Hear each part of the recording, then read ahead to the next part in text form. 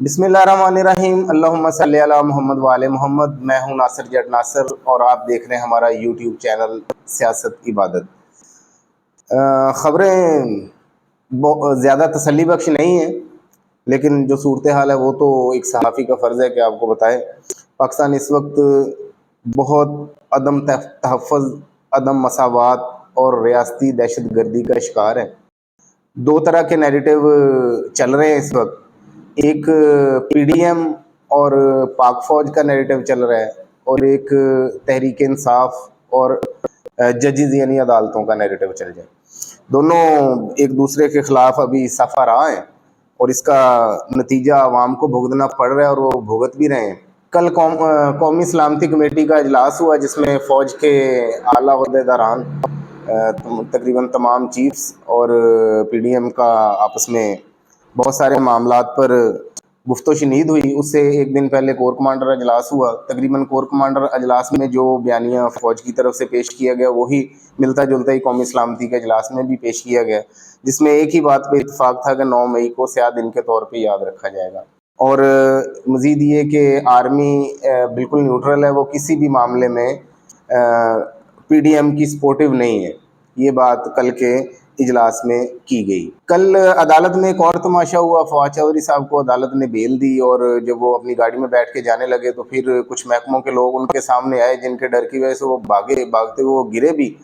پھر وہ اپنی باڈی لینگویج کے حساب سے ہانپتے کانپتے دوبارہ احاطہ عدالت میں داخل ہو گئے، کمرہ عدالت میں چلے گئے، جہاں پہ مزید ان کو جو نیکسٹ جس ایف آئی آر میں ان کو پکڑنا تھا اس کی بھی ان کو بیل دی گئی۔ پھر وہ اپنے گھر واپس چلے گئے۔ عدالت کا ماحول اس وقت کافی گرم ہو گیا تھا۔ ان کی مسز نے بھی بہت زیادہ احتجاج کیا وہاں پہ کہ کیا چل رہا ہے، یہ ملک انسانوں کے رہنے کے قابل نہیں رہا۔ ایک طرف عدالتیں بیل دے رہی ہیں اور دوسری طرف ان کو دوبارہ اٹھانے کے لیے لوگ تیار کھڑے ہوتے ہیں۔ اس کے بعد فواد چودھری صاحب نے میڈیا سے کچھ گفتگو بھی کی۔ وہاں پہ گفتگو کا جو بیانیہ تھا وہ تقریباً وہی تھا جو تحریک انصاف کی مین قیادت عمران خان صاحب کی طرف سے تھا۔ انہوں نے یہ کہا کہ ملک میں ون سائیڈڈ ایک بیانیہ چلایا جا رہا ہے۔ فواد چودھری صاحب نے اس ساری کارروائی کے بعد وہاں پہ میڈیا کو کچھ بیانات دیے ہیں۔ بیان کچھ زیادہ چینج نہیں تھے، وہی تھے جو تحریک انصاف کی مین قیادت کا بھی جو اعلامیہ ہے وہ یہی ہے کہ ہم ایک پرامن سیاسی تحریک ہیں، جس میں انہوں نے یہ بھی بتایا کہ جب عمران خان صاحب کو اٹیک کیا گیا، ان کو گولیاں لگیں، ان پہ قاتلانہ حملہ ہوا، اس وقت بھی جماعت ہماری پرامن تھی اور ہماری قیادت کی طرف سے یہی آرڈر دیے گئے تھے اپنے کارکنان کو کہ وہ پرامن رہیں۔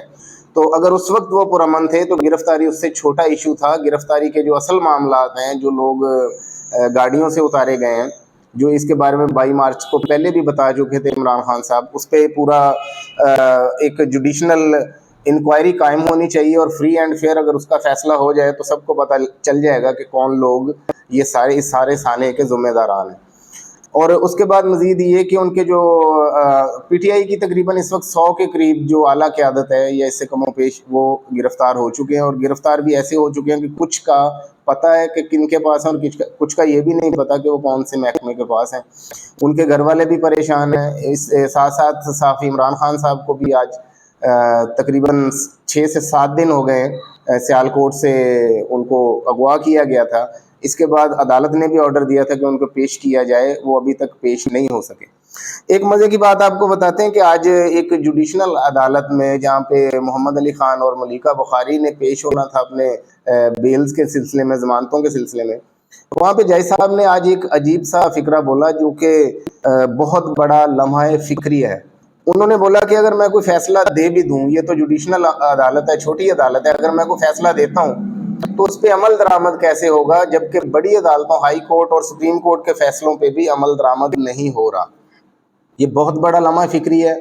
اس میں دیکھنا پڑے گا کہ ادارے کہاں پہ کھڑے ہیں، اور جس طرح عدالت کو دباؤ میں لا کے پی ڈی ایم اور ان کی انصار الاسلام تنظیم، جن کو باقاعدہ طور پہ فیسیلیٹیٹ کیا گیا، کیمرے کی آنکھوں نے یہ سب کچھ دیکھا، اب تو تقریباً ہر جگہ یہ نیٹ اوپن ہونے کے بعد وہ ویڈیوز پہنچ چکی ہیں، تو یہ بھی ایک بہت بڑی تشویش کی بات ہے کہ ایک ملک میں ایک سیاسی پارٹی پہ دفعہ چتالی ہے، اور وہی دفعہ چتالی ایک پی ڈی ایم اتحاد اور ان سے متعلقہ جو پارٹی ہیں ان کے لیے نہیں ہے۔ ایک طرف ایک پارٹی کو فیسیلیٹیٹ کیا جا رہا ہے, دوسری پارٹی کے گھروں سے نوجوان اور عورتوں اور بچوں تک کو, 9 سال کے بچے پہ بھی کیس ہے وہ کل عدالت میں پیش ہونے جا رہا ہے, اٹھایا جا رہا ہے. یہ ایک عدم مساوات کی جو کیفیت ہے یہ ملک کو کس طرف لے کے جائے گی, یہ بھی ایک سوالیہ نشان ہے ہمارے محکموں, ہمارے اداروں پر اور ہمارے اعلیٰ حکام پر. آج صبح آئی جی صاحب نے ایک پریس ریلیز کی ہے جس میں انہوں نے بتایا کہ تقریباً لاہور سے 9 مئی کے سانے کے جو ذمہ داران ہیں ان میں سے 1700 لوگوں کو لاہور سے اٹھایا گیا ہے,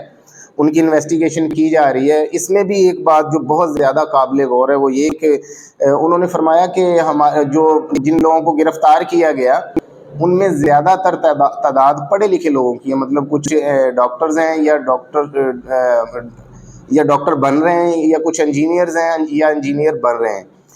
لمحہ فکریہ اس میں یہ ہے کہ اگر کچھ لمحات کے لیے پی ڈی ایم کے بیانیے کو, جس کو وہ پوری تشہیر بھی کر رہے ہیں الیکٹرانک میڈیا پہ, درست مان لیا جائے ایک لمحے کے لیے کہ یہ تحریک انصاف کے لوگ تھے جنہوں نے جلاؤ گراؤ اور یہ ساری کارروائیاں کی, تو پھر یہ بات اس سے بھی زیادہ قابل غور ہے کہ پاکستان کا پڑھا لکھا طبقہ, مطلب ڈاکٹر, انجینئرز اور پڑھے لکھے لوگ, وہ کیوں دہشت گرد بننے جا رہے ہیں. یہ ایک بہت بڑی, یہ بھی ایک سوالیہ نشان ہے.